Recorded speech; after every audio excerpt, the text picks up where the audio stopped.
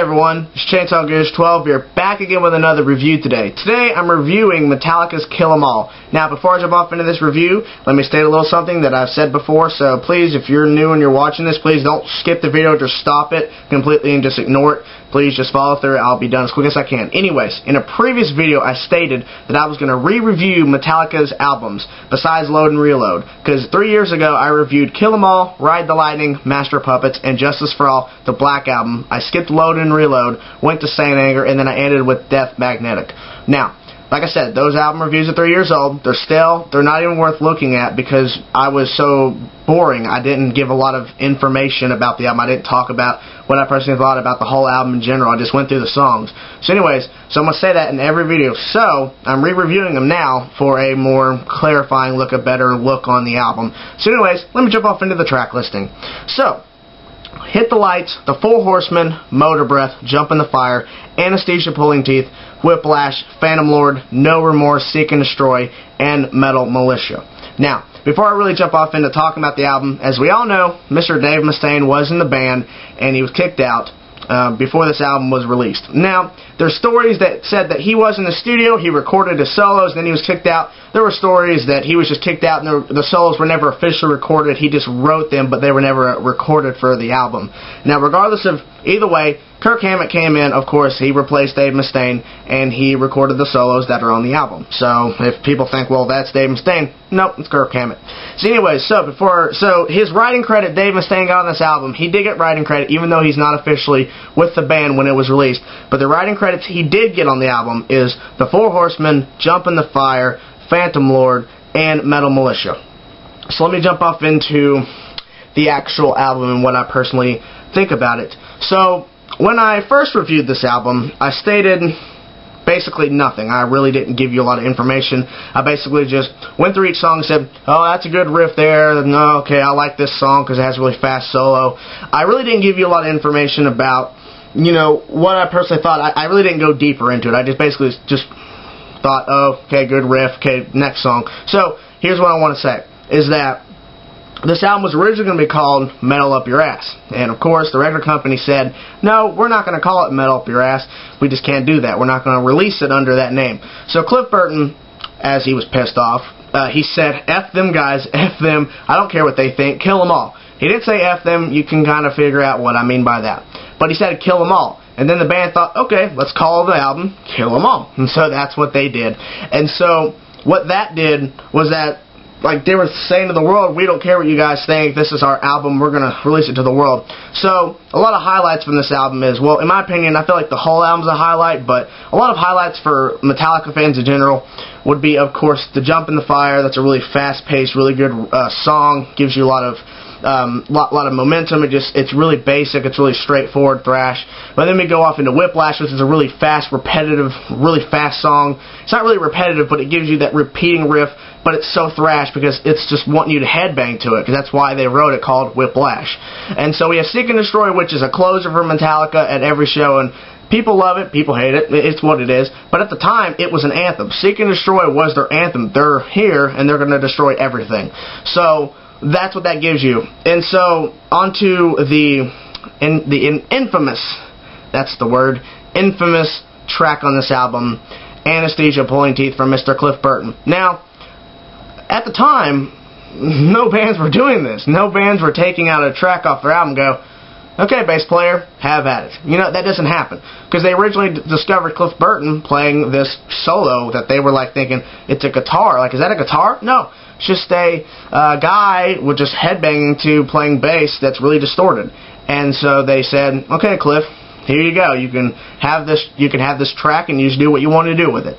And so he released Anesthesia Pulling Teeth, and of course Lars Ulrich came in and gave him a pattern to play along with. But at the beginning, the first 2.5, 3 minutes of no drums, he's just in his own world. And that song stated something for bass players nowadays, because at the time, like I said, nobody was doing this. No bass player was taking a track on a metal record and releasing a bass solo. It just redefined a lot of things, and so Now it's just like these bass players in these metal bands or technical death metal or whatever type of metal, they're trying to do more bass aspects because I feel like Cliff Burton paved the way for that. I mean, you know, there's been bass players before, but when Anesthesia Pulling Teeth came out, it was unheard of. No one's ever heard of that, and so that stood out, and that gave a lot of bass players like, hey, we should add more variety to our songs. So, I'm going to jump off that, but as we all know, Anesthesia Pulling Teeth is one of the most loved and respected songs from Mr. Cliff Burton. A lot of people would say that that's his song, but a lot of people do say Orion from Master of Puppets, the instrumental off of Master of Puppets, is his song, but I'd say it's even. Both of them are his song, so it doesn't really matter. But, so back into the rest of the record. What you get when you put this record in, if you've not heard it, which, if you've not heard it, I don't know why you have not heard it. If you're not metal, then I guess you haven't heard it. But if you're a metal person, you've heard of Kill 'Em All. So anyway, so when you put this record in, you're going to hear Hit the Lights, which states, you know, we're Metallica, you know, this is what we do. And Hit the Lights has an amazing fast riff that everybody loves, and I just want to learn how to play it on guitar because it's so awesome and so thrash. Because this whole album is 100% thrash. Now, a lot of people say, yeah, it's like 95 or 90%. But this album just gives you straight thrash all the way through. Each song gives you thrash, except for Anesthesia Pulling Teeth, of course. It's more of a melodic bass thing. But, like I said, at the time of this record, thrash wasn't really heard of. It wasn't really popular. If it was created before this album, or Metallica in general, then it wasn't really known. But what Metallica did with this record, they released thrash. You know, they released Jump in the Fire, Metal Militia, Hit the Lights, Seek and Destroy. They released this heaviness and this thrashness from this record to the world, because at the time it just wasn't really known. And so when Metallica were doing shows before this record, a lot of people didn't know what this was, and they were like, what is this? This is different. What is this?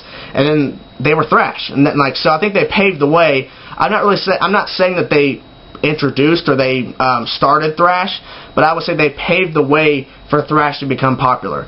So this record just gives you blistering solos from Mr. Kirk Hammett, really fast, really aggressive riffs from James Hetfield, some really melodic and really heavy bass from Cliff Burton besides Anesthesia Pulling Teeth. The rest of the record has a lot of bass variety. You can actually hear the bass on this record, and drumming from Lars Ulrich, really good stuff there. So the production aspect of this album was really raw, because at the time, 1983, it just wasn't really thought of like, hey, we need to make this album really good, at, you know, like produce it really well. At the time, you know, Metallica didn't have a lot of money, so they stuck with the roots of how to get a good production quality. But the guitar sound on this album is raw, and it's good. It's just thrash. It's heavy. It's, you know, just what Metallica was back in the day, because that's one key thing a lot of people go to besides James Hetfield's high vocals, those really impact vocals that just hit the airwaves and just like, whoa, what is this, you know? But that guitar sound, a lot of people are like thinking, man, that guitar sound is raw, and it's really good. And I think that's what made the riffs on this album so much better, is because that raw guitar sound they got in the studio made the riffs sound more aggressive, more crunchy, just more thrash element. It's just every little detail in this album. A lot of people say, well, some spots sounds like a demo, some spots it sounds okay, but when you compare it to a lot of bands out there at the time that were releasing stuff, Kill 'Em All stood out. It had a lot of different things. It was not the best production quality. Sorry about that, but it just stood out because the songs were so well written and so well done that a lot of people were like, wow, this is actually really good.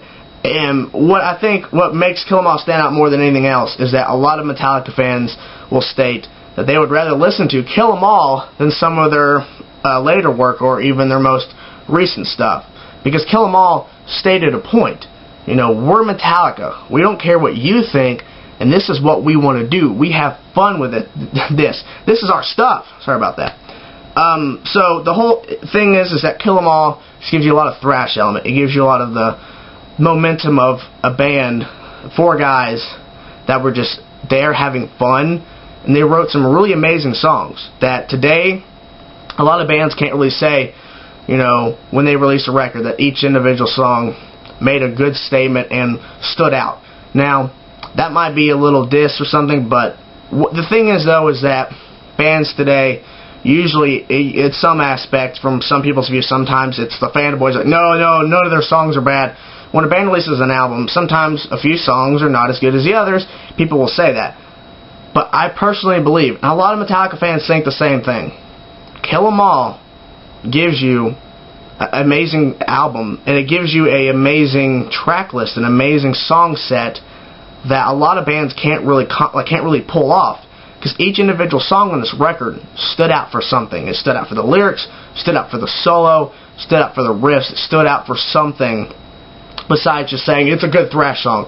There was something on each individual song that stood out, whether it's the galloping riff from Four Horsemen, the fast riff, the really fast, aggressive raw riff from Whiplash, or the really harmonizing sounding guitar riff from Jump in the Fire, or the melodic stuff, or the melodic bass from Anesthesia Pulling Teeth, or the introduction into Hit the Lights that really you're getting pumped up for what's about to happen to you when you first put it in and Hit the Lights comes on. Everything on this album stands out in a certain way. And so when I look at this album, when I really think about them more and more, I respect it more, because Metallica, they just went out and they just okay, let's just do this, because who knows, it could have backlashed, it could have backfired, it could have gave them nobody, people couldn't have not liked it. People said, it's stupid, it's not cool, I'd listen to Black Sabbath, stuff like that, the older metal, Judas Priest, stuff like that. So Metallica just went out there and did it, and I think at the time they didn't care. But just imagine if this album didn't do well. Metallica probably wouldn't be around. They probably would have broke up, because after that, since Kill 'Em All came out, they released more albums and they got more popular. But the thing is, though, they just went out on a limb and released Kill 'Em All and really didn't expect what was going to happen. I guess what they didn't expect is it was going to be a huge success. I guess they really didn't care, but it brought them a lot more fans. And this album just gives them a thing to rise up and keep on going further and just keep going up and don't go down. So all in all, in the gist of this whole review, that this album stands out. It gives you the raw production sound, but it's amazing quality of musicianship from the guys, and you can't argue with that. You just can't argue with that. So here's one thing I'm going to do about the Metallica reviews. When I re-review them, I'm not going to rate them, because I feel like I'd rather know your opinion. So if you're still watching this, and I'll mention in the description that it will be there when you first see it, but I want to know your guys' opinion. I want you to rate down, from 0 to 10. 10 being the best, 0 being crap, just utter destruction, not even worth listening to. So you comment down below, and you personally let me know what you think about this record. What it did to you, what it stands for, or what it just made you feel when you listened to it. So you do that, guys, and as always, you like the video and you subscribe for more metal videos, and I'll see you guys tomorrow.